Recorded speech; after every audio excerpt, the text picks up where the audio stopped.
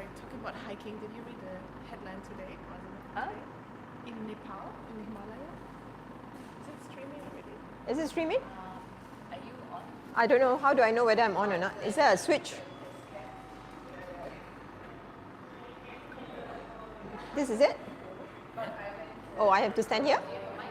I have a mic here. Testing 1, 2, 3. 1, 2, 3. Testing, testing 1, 2, 3. Testing 1, 2, 3. Hello. Welcome to this Safe Spaces event. Ada. Welcome to this Safe Spaces event. Incredible. Fantastic. Are we set up? Okay. Welcome.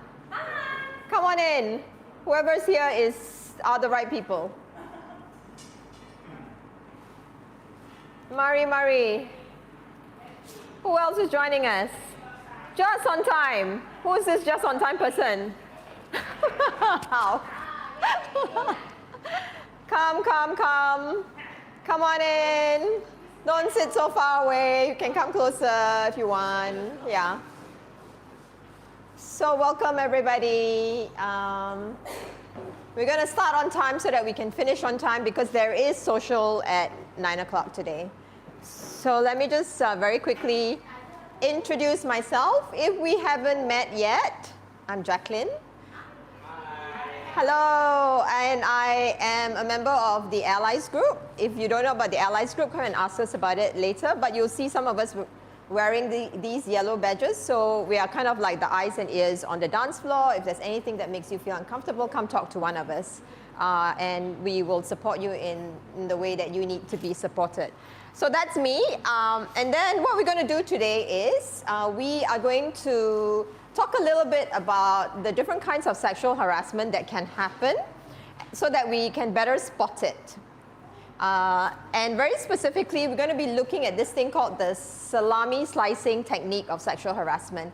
How many of you have not heard of the salami slicing technique before? Can I see a show of hands if you haven't heard about it? Great, okay, you're the right people to be here this evening. And then the other part of it is how do we stop it, right? So what kinds of like monitoring or safety systems do you have yourself so that not only can you spot it, you can also do something about putting a stop to it. And I'm going to introduce you to my own personal safety monitoring mechanism. It's a 6 bells metaphor, and I'll share that with you in just a bit. We're going to wrap up with questions and learnings, and then we'll do a feedback and a close, and then we will dance at social. So this 1 hour workshop is kind of like running in parallel to the code of conduct that the Safe Spaces Committee has developed over the years. That is on the website. I will share a QR code with you at the end of today's session, but it's also always available at the start of social, at all our events. It's up there so that you can familiarize yourself with what are the things you can take action for yourself, can report if you feel uncomfortable. Primarily, it's about making sure that this is a fun and safe environment when we come together to dance. Okay, are we taking photos for social media? We can. Okay, I don't know, I'm just checking. So is everybody okay with their photos being used for social media? If it's not, please speak up right now. Okay? Great. Also, it's being live streamed. So whatever you say, remember you're speaking to a worldwide audience of a million or millions, according to Ilya. That's what's happening. So before we actually begin, I just want to check, is there anything else you would like to know before we begin? And you can ask me anything about what's happening today, about how we came to be here this evening, about, yes? Tell us something about myself. Okay, so, oops. Tell me about me. Who wants to know something else? Or something different? Is this working? Oh. Yeah, I have another thing. Another question? Like, yes. Yeah. Tell us about your relationship or feeling towards the dance, Lindy Hop.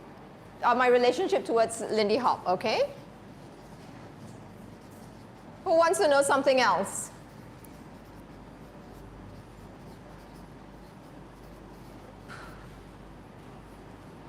No? If you've just arrived, welcome. Make sure you get chopped. It's a very beautiful chop. Yeah, that's right. Okay, so I have been facilitating groups, training and facilitating groups for the past 16 years. I developed the Making It Safe workshop during the pandemic, so around 2020, because of a confluence of different kinds of things. A lot of it was just my own horrific experiences with horrible men. And then there was also Me Too that was happening with Harvey Weinstein. Then there was the Jeffrey Epstein case that was also blowing up on the news. And I also have nieces who are growing up, and I was just terrified for them. I turned 50 when 2020 came around and COVID was happening, right? And when I turned 50, I adopted this stance called fuck it 50s. And I didn't want my nieces to have to reach the age of 50 before they could take that stance if they were being harassed. And so I put together my skills, I researched, I interviewed women so that I could develop this program called Making It Safe. So what you're experiencing today is just a very thin slice and put together by the team at KL Swing. In terms of my relationship with Lindy Hop, next month is going to be my first year anniversary at Lindy Hop. And I'm so thrilled because I get to celebrate it at Frankie 112. So, okay, anybody else wants to know anything more or anything else before I move on? No? Great. So, let's move on. So, I want you to get into groups of maybe threes, maybe with people that you don't really know very well. And you're going to answer this question, but in a very particular way, right? So how does sexual harassment happen? You can talk about it either from your own personal experience or from the experience of other people's stories that you've heard, right? But I want you not to pay attention to the details or he did this or he did that, or it was, it was this person, or it was me, or it was my neighbor, or it was my sister. But more, I want you to answer these questions, right? What were some of the attributes of the thing that was happening? Was it a big action, a small action? Was it secretive? Was it out in public? What kind of attributes did it have? Big, small, public, private? What was the frequency of the harassment that was happening? Was it happening every day because he was your boss? Or was it happening every Christmas because this was the uncle that you would meet over Christmas dinners? So what was the frequency? What was the location? Again, public, private, familiar, unfamiliar to you. What was the relationship between the perpetrator and the target of the harassment? And like the duration, right? Was it over one day? Was it a one-off event? Was it over a period of years, over a period of months? So you don't need to get into the weeds of the actual harassment. I want you to use your own experiences or the experiences that you've heard before to just think about these things. What were some of the attributes? What was the location, duration, frequency? What's the other one? The relationship between harasser and the target of the harassment. Okay, so in groups of threes, there's no right or wrong answer. Just get together and share and find out a little bit more about what you know about how sexual harassment happens.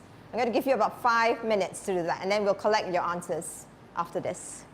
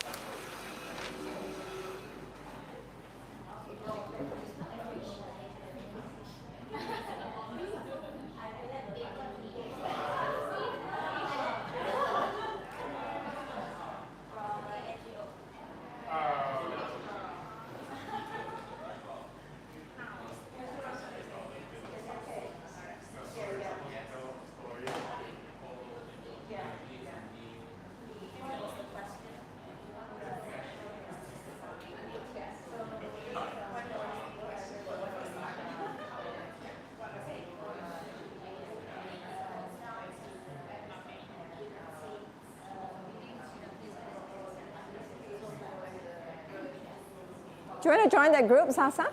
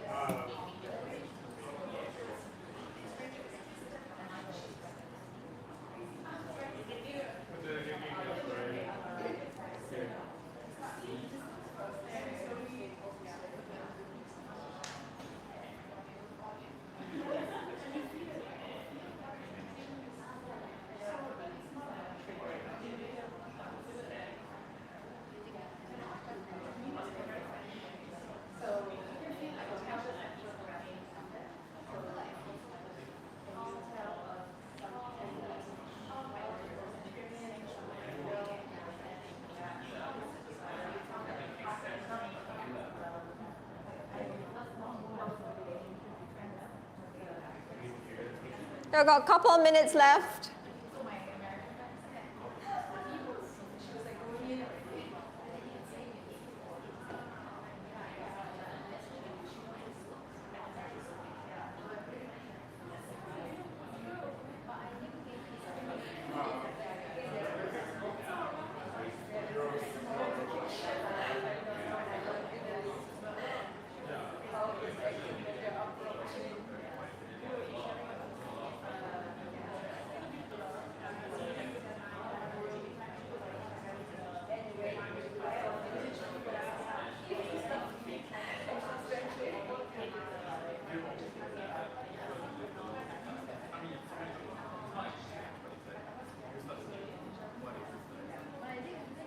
So giving you a minute to just wrap up.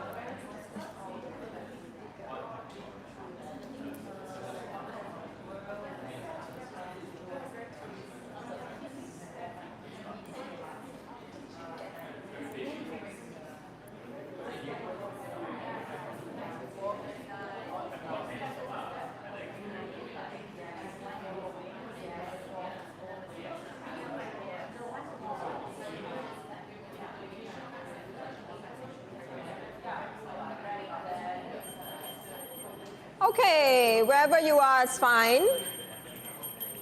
So let's just find out what are some things you discovered about, the chiri or the attributes of of sexual harassment. Chiri, attributes. Yeah. Was it like big actions, small actions? Was it a one-off over a period of weeks, Let's hear some whatever. Nat, did you feel like, it looks as if you're about to say something. And speaking out loud and clear so that the live stream can hear you. We were talking about a lot about intention. Intention? Yeah, so when a person has that, some people, oh, it's so cute. Hello. So intention, Nat? Yeah, so some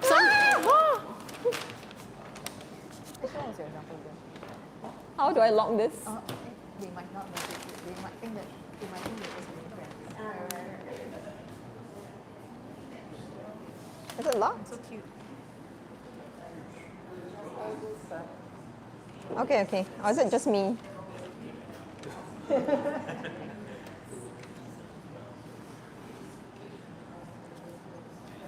Thank you. And what about intention? So because we are live streaming and recording, please speak into the microphone that we'll pass around. Nat, what about intention? We talked about sometimes people being too friendly or from a different culture where they are more physically intimate. So like South Americans and whatnot. Sometimes you can feel sometimes you can feel their intention. Sometimes you can't. And so we were just having some discussions about as the person who's doing it, are they aware of how the other person is reacting and then thus changing their the way they're acting, or are they still intentionally going forward with it? Is it out of ignorance, or is it out of the pure intention of doing something? Yeah. So we were just having discussions about that. Okay. So that's part of it, right? Like the intentionality of the behavior, especially if you already know that it's making the other person uncomfortable, right? So that's part of it. Anybody else with any other attributes that you notice about sexual harassment?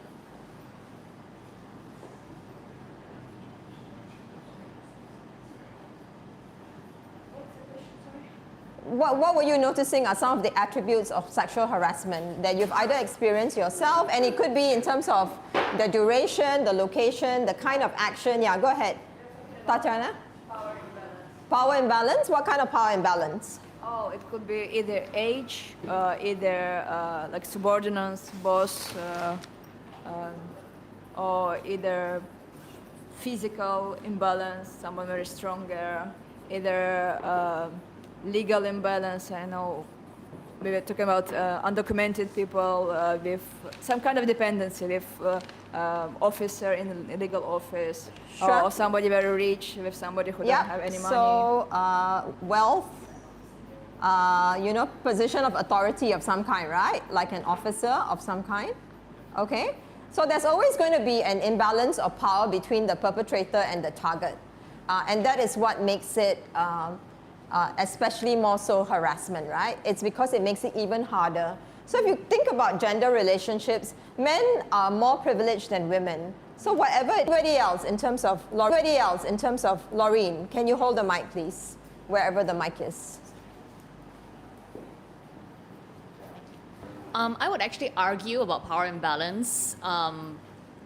It actually is about perceived power, because women could easily harass a man just as much as the other way around.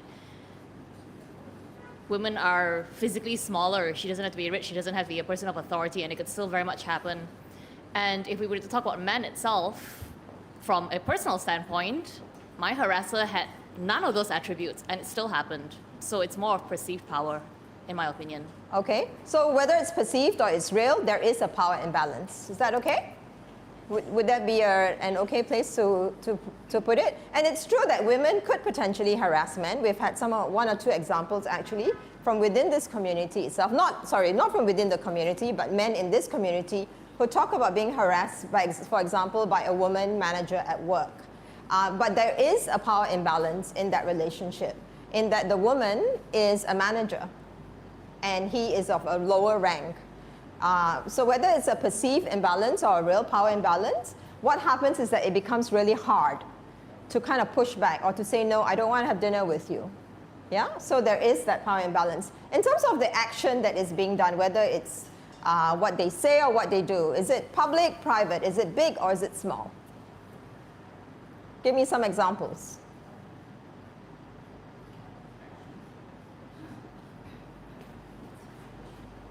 Big, small, public, private. Thank you. I want to share an example, something that happened to me in Germany on the dance floor. Like, it was a Lindy Hop event, and it was clearly public in that case. It was public? Yes.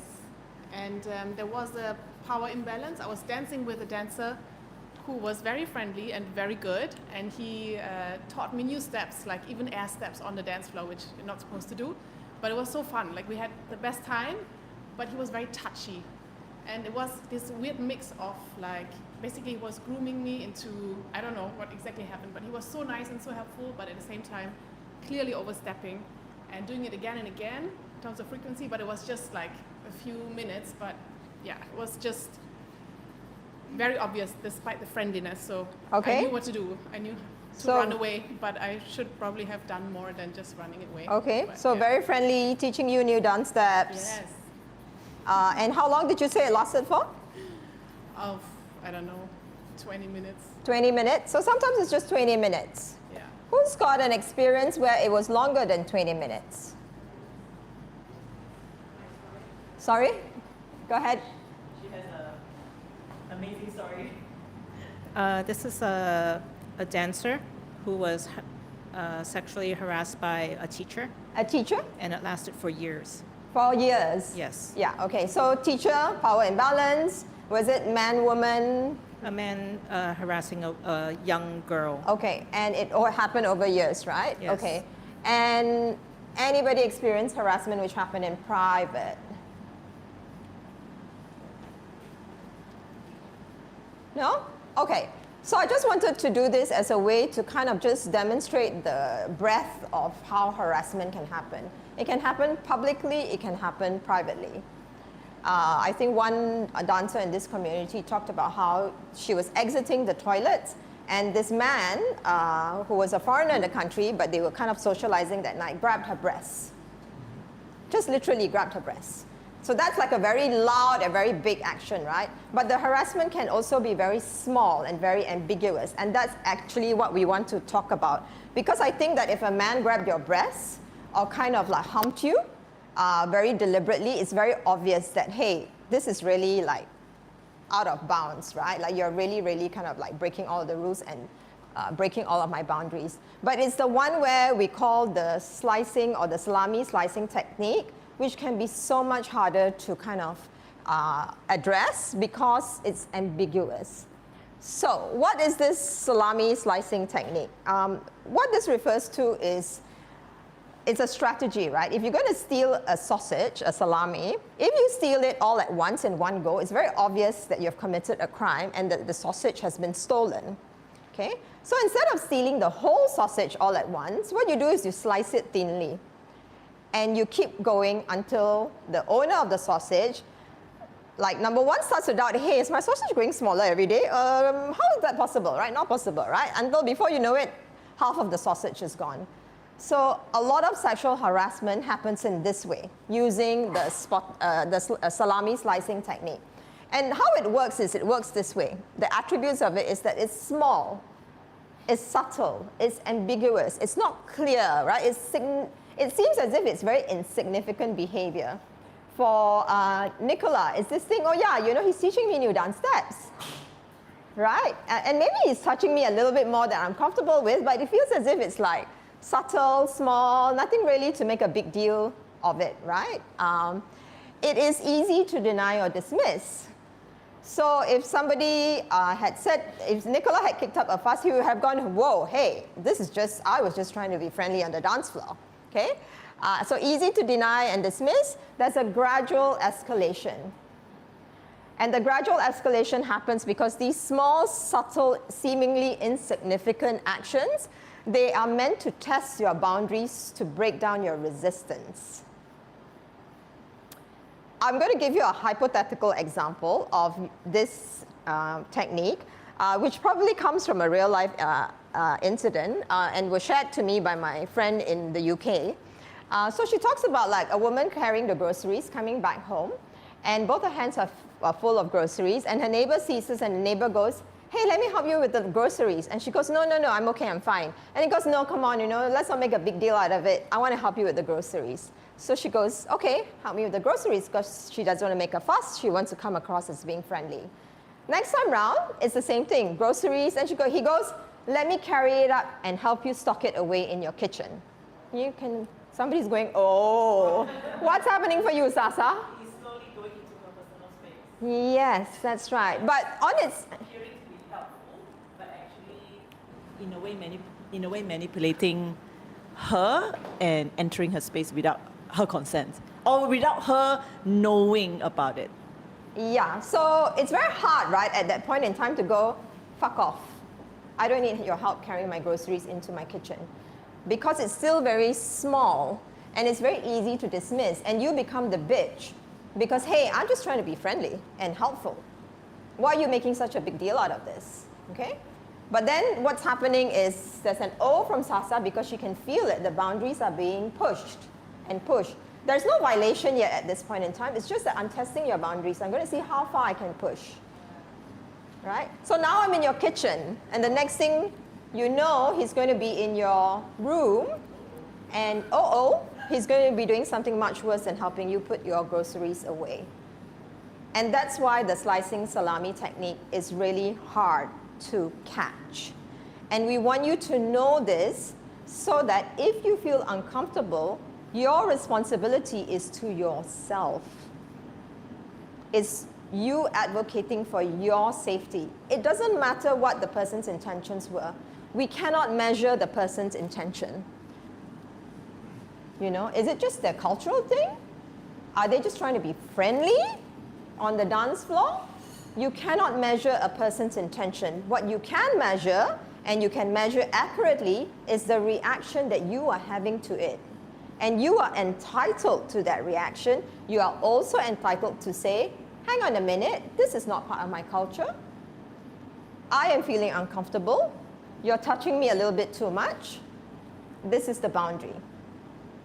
So this is the time for you to be thinking, me, my boundaries. What's it making me feel? How do I feel? Not what are their intentions, because you can never be clear about what their intentions are.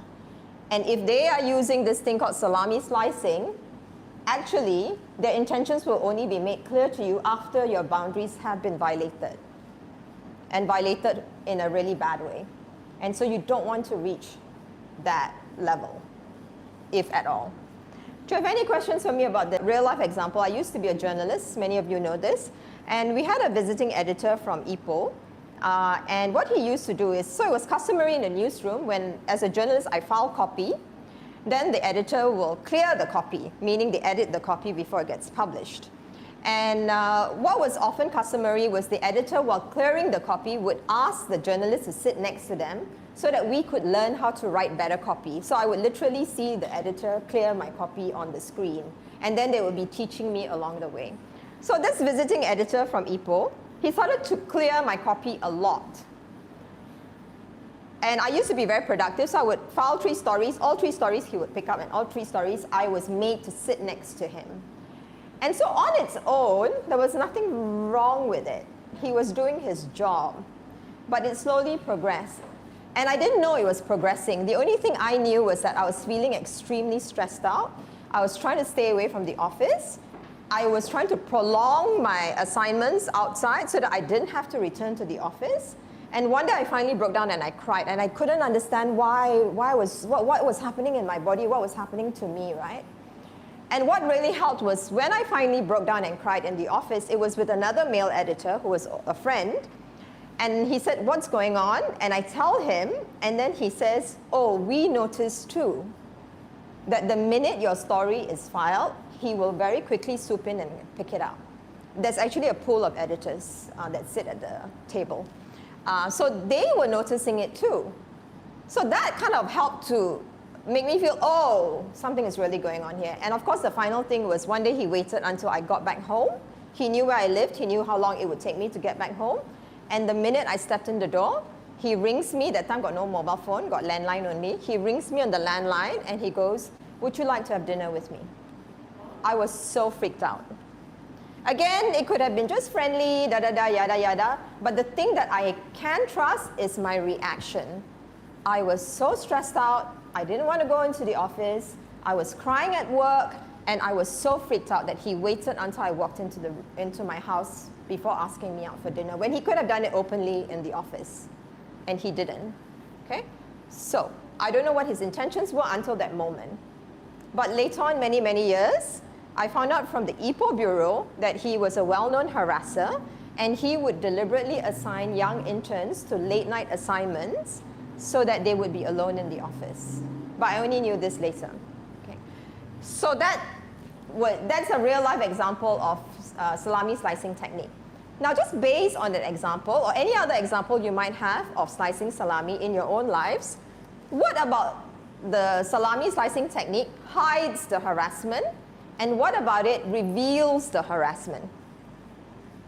Okay, so in your same groups, you've got about 5 minutes to discuss it. What is so clever about it that it hides it, and what is the thing that helps reveal that harassment is happening?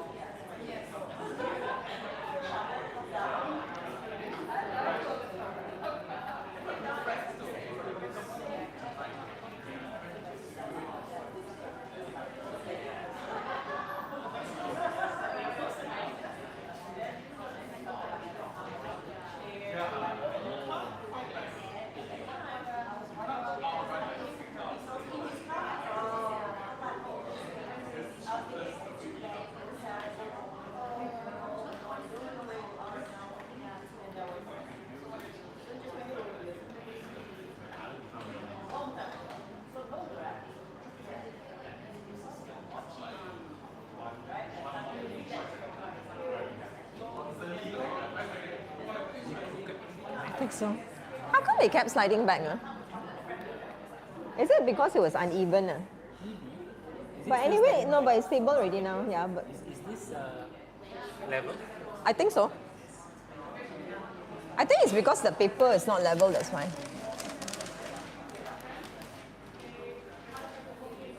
It's okay? Yeah, I think it's okay. So long as it doesn't fall over, I'm happy. Inshallah.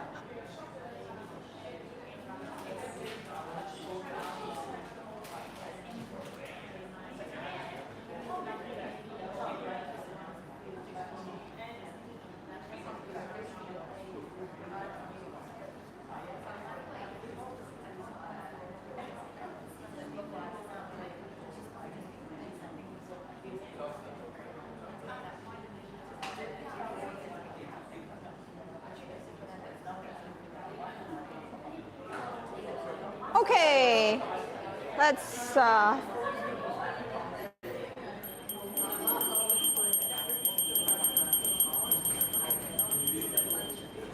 so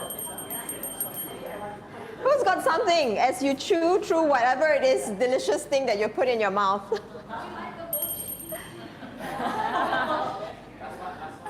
No, thank you. So what hides the harassment? What do you think hides the harassment when they use this slicing salami technique? Yeah, that's a friendliness. So it's very hard, right, to tell what the intention is, right? Because there's a friendliness about it, which kind of like, okay, it's not a, I'm going to grab your boobs, or I'm going to kind of violate your body in a one dramatic action, right? So there's a friendliness. So there's a cover of friendliness. What else hides the harassment?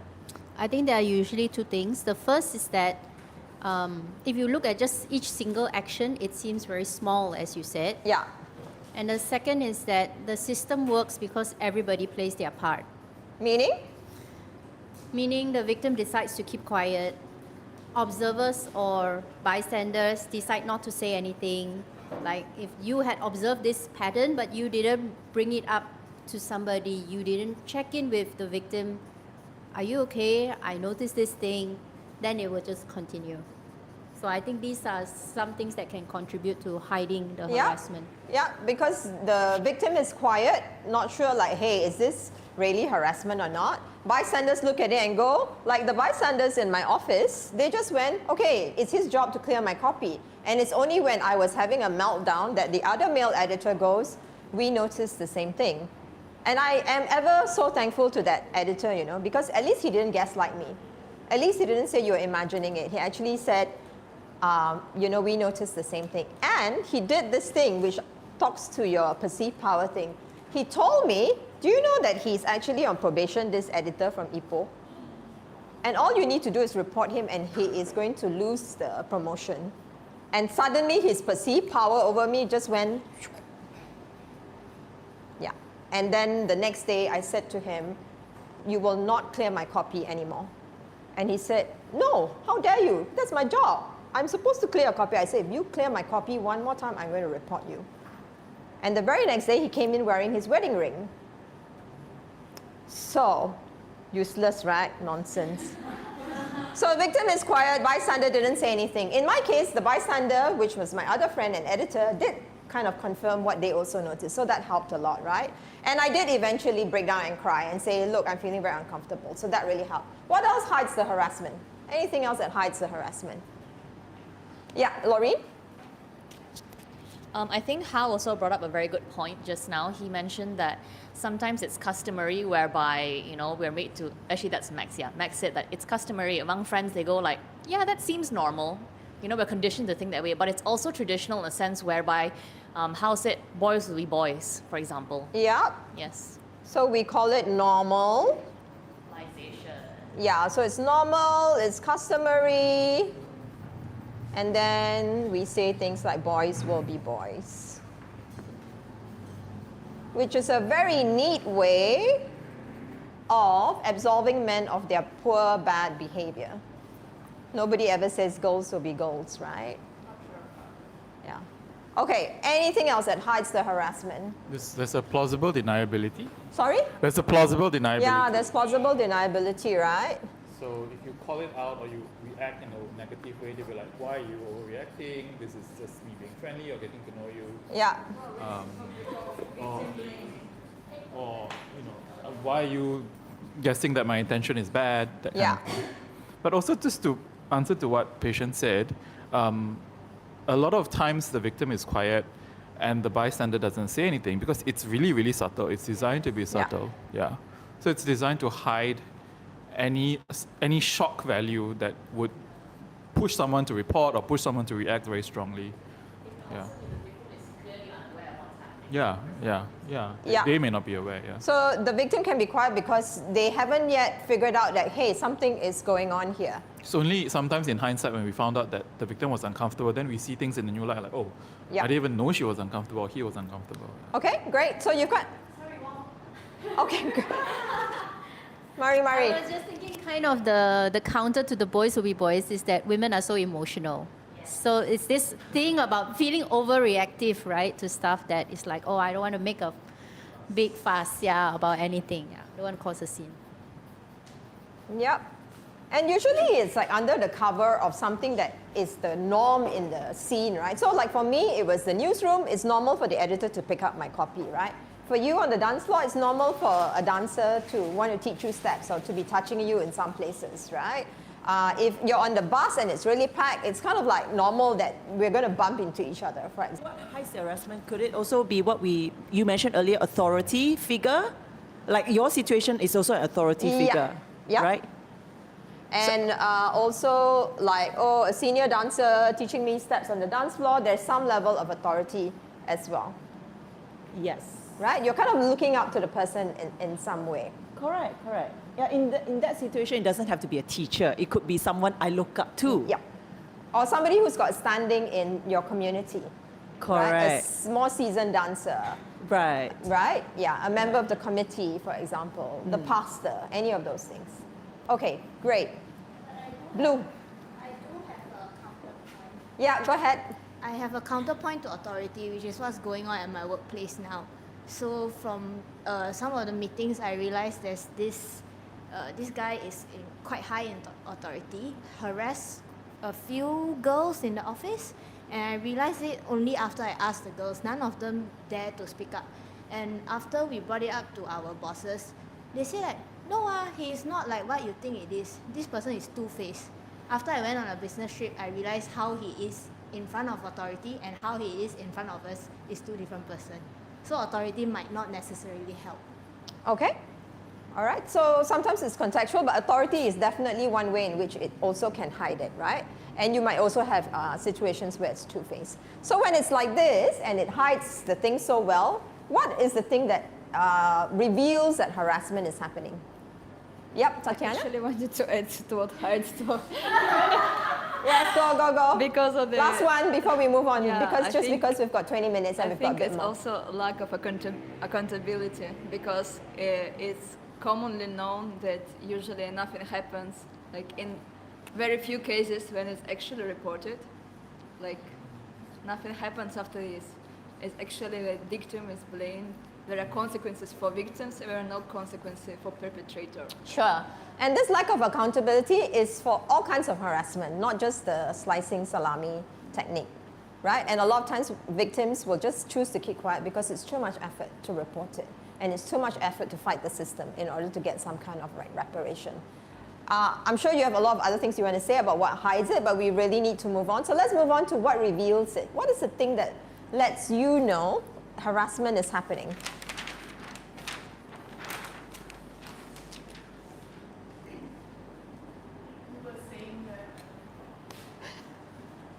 Or maybe I can use this instead. Go ahead. So we were saying that, so the salami technique is to cut small slices, right? So at some point, we reach a moment in which the victim might let the guard down. So, and then the perpetrator might become greedy or too confident and might do something that does all these things that we just listed. They go down the drain because the perpetrator feels like now is the moment that can be done, like a greedy moment. The greedy moment, okay? So there's a greedy moment.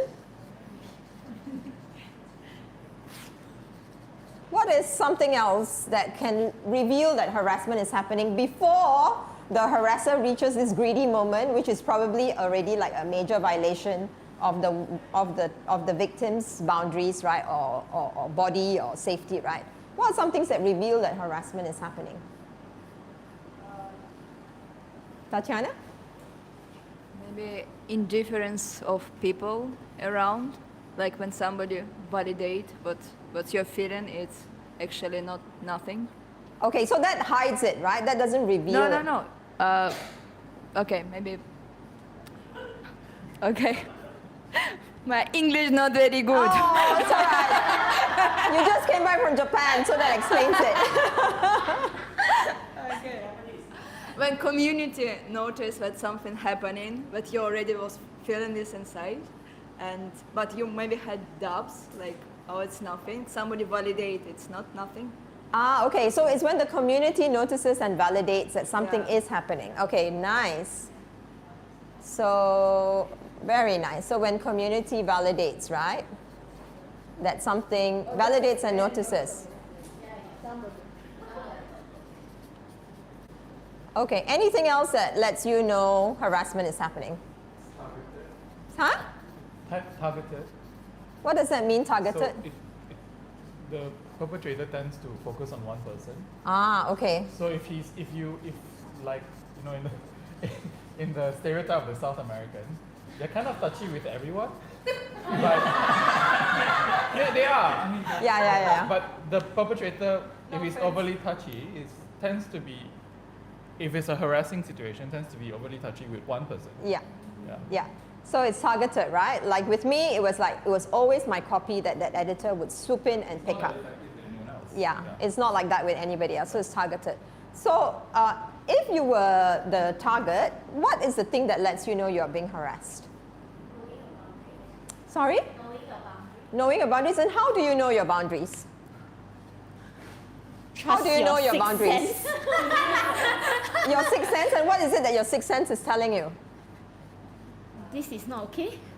Okay, and how does it tell you this is not okay? Feeling uncomfortable, uneasy.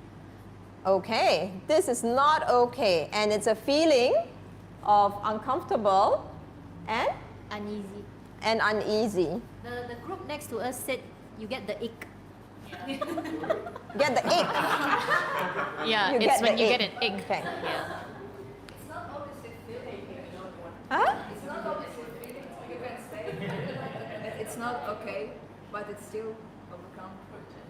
Sorry, what do you mean by that? You can still overcome it? I'm saying that it's not always a feeling. You can say directly to this person, no, it's not okay, no, but it still continues. Yeah, okay, so sometimes you can say very directly to the person, it's not okay, and they continue. And then it reveals very clearly. Then this is a greedy moment. They're pushing the You're really pushing it, okay? Yeah. But before that happens, knowing this, you start to feel uncomfortable, right?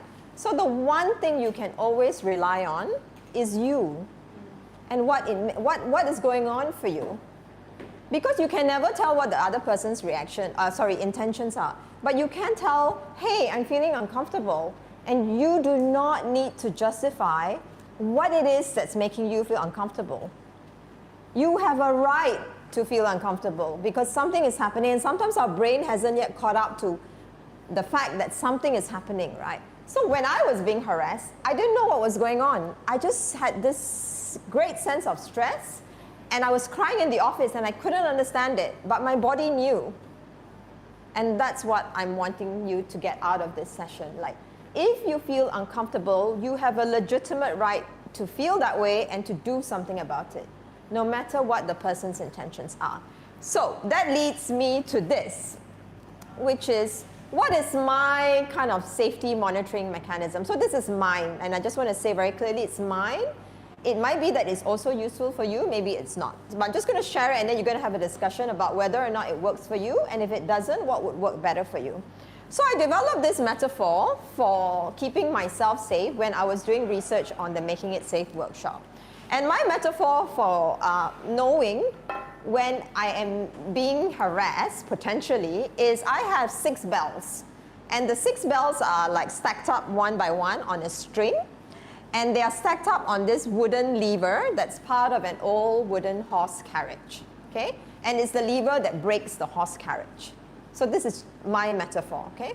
So when something happens that is a kind of like, that's a bit of an off joke, oh, I didn't like that you touched my arm over dinner, that's the first bell. And I need 6 bells on this string, on this lever, because oftentimes I won't pay attention to the first bell. It's too low level. Or other people tell me to mute it. They tell me, hey, you just, no need lah to be so whatever, you know, just like take it in your stride lah. Don't have to be so whatever, right, about it kind of thing. Or I'm just not paying attention to it because I have decided it's not important. It's too big a deal kind of thing, right? So then the person does the second thing that makes me feel ick or uncomfortable or uneasy. So then the second bell rings. And sometimes I still don't pay attention to it. And then the person does again. So this is like the salami slicing technique, right? They're pushing and they're trying and they're pushing and trying. But my body is going to register, hey, I'm feeling uncomfortable. Hey, I didn't like this. Hey, this is annoying me kind of thing, right? So the third bell rings. And it's when the third bell rings that my brain tells me, pull on these brakes. Slow down. Don't be so quick to rush into something.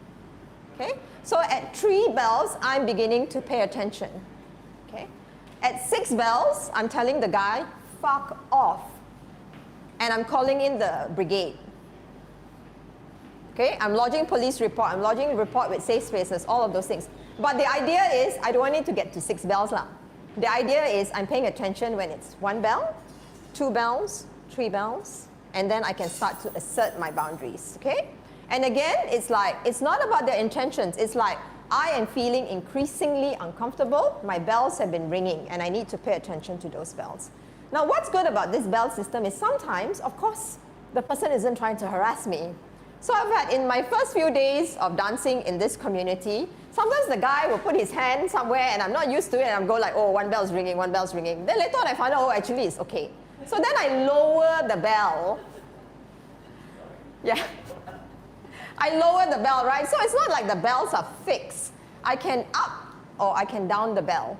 So my system is constantly looking for evidence to update my thinking about, is this man a threat or not? Is this situation harmful to me or not? Okay? But what it does is that it protects me from 6 bells.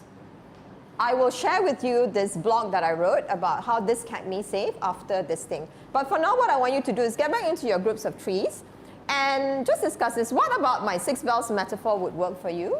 And if it doesn't, if it doesn't work for you, what would work better for you? Because I want you to leave with at least some sense of like, what is your own internal safety monitoring mechanism that you can use, especially if they're using salami slicing technique with you. Okay?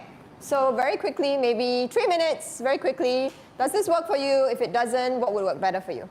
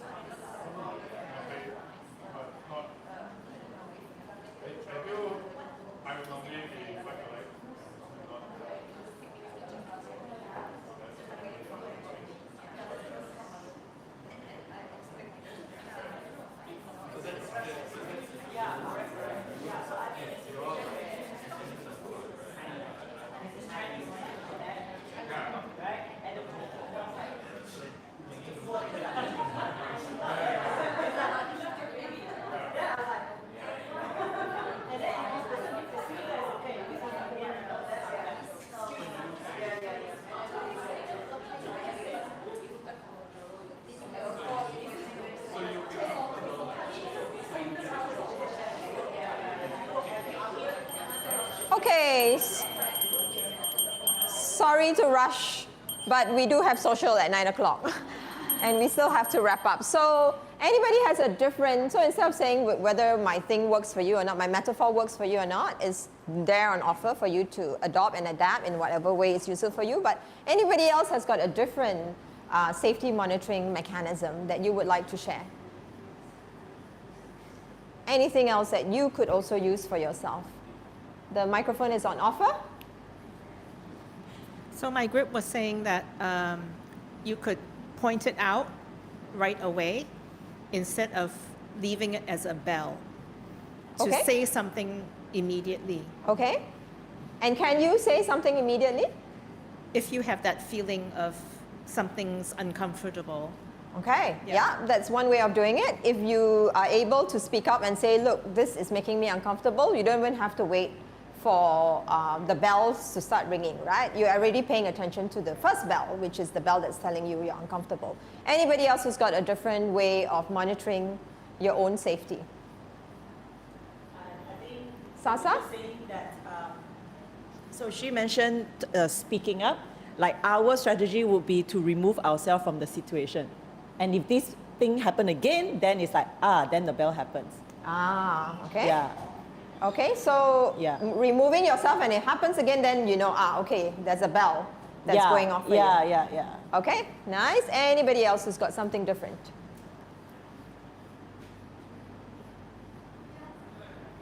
Tatiana? I don't know how ethical is it, but if you're talking about dance floor, sometimes I can check with a friend, like, oh, have you danced with this guy? And if, I'm not saying like, oh, it's horrible or something. And if they're like, oh yes, you know, and like, oh, Yeah, Me so too. just checking in with other dancers, right? Yeah. Because in the recent case, actually, we discovered that the perpetrator did the same thing to several of us, which was to mansplain on the dance floor, yeah. right? And we wouldn't have known that if not for the fact that we started to talk to each other. So I think it's only unethical if you start to cast aspersions like, oh, you know what, he's a real harasser, when you don't yet have enough evidence to say that, right? But you could ask, hey, when you dance with him, how is it like for you? What is it like for you? Or how do you feel when you dance with him, right? If you're just kind of like trying to get some information. Yeah? Okay, so that's another way to do it. Anybody else with any other ways in which you can monitor your own kind of like safety, for your own safety? No? Okay. Sorry, what? Okay, pepper spray is bell 6 already. 6. Okay, where are we? Fantastic. So if you want to read the whole article, whip out your phones and you can just do a what do you call it, QR code for how this has really kept me safe in more than one way. And it literally kept me safe from somebody who later on was investigated for raping an intern at the newspaper I used to work at. So that's the blog on the 6 bells metaphor, and it's got a bit more details about how I use it to protect me. Can I change slides? Okay. What questions do you have in the 3 minutes that we've got left? Questions for me, questions for safe spaces?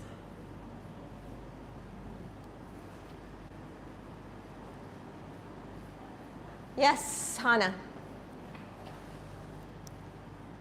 So I heard about a lot of experience from female toward the harassment from male. But I would like to hear some of the obvious side, like because not only women but also men get harassed sometimes. So I would like to know like some insight from the men here, like have everyone experience any, and what make you feel uncomfortable when you dance, or so like I would like to know. Okay, so what are men's experiences of being harassed? Okay, and we may not be able to do that in this gathering.